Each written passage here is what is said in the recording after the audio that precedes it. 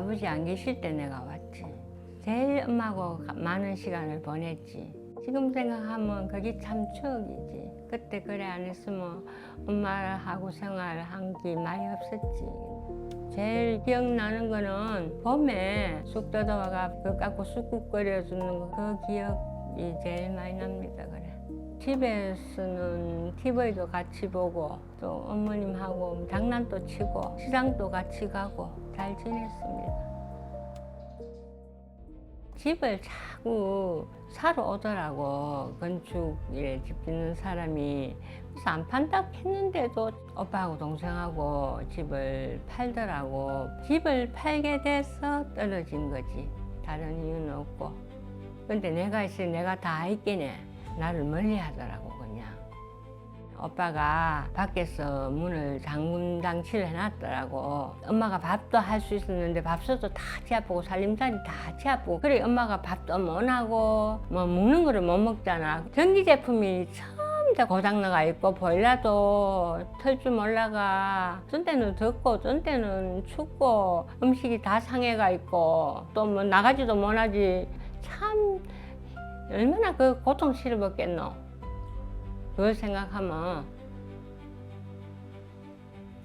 내가 문을 열고 들어가려고 하니 오빠가 갑자기 확 밀어보더라고. 나를 팍 넘어졌는데 팔이 아프더라고. 그냥 있으면 다음에 또 괜찮다 싶어가 나한테 또 폭행을 할 것 같고 엄마 상태도 그래 만들어 놨고 그래 신고했는데 경찰에서 그 변호인 그것도 안 해주더라고.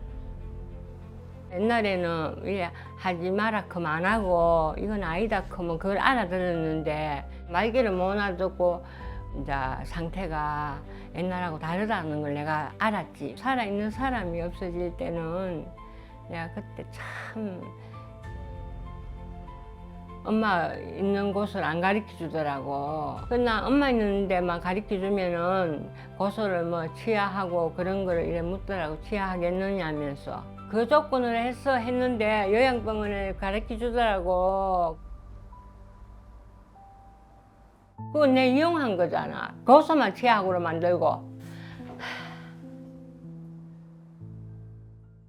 엄마가 내가 소식을 모르고 그 아픈 사람이 어디 있는지도 모를 때는 나도 참 건강이 안 좋은데 어떻게 찾고 싶어가지고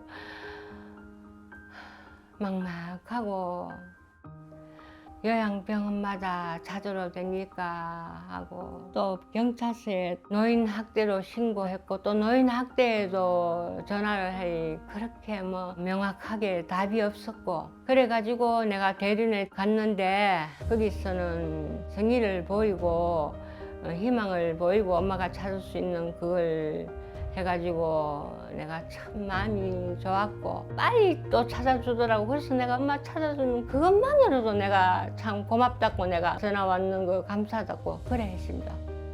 요즘은 내가 마음이 편하다고 엄마 내 보고 싶을 때 가보고 이야기도 하고 안도감이 있지.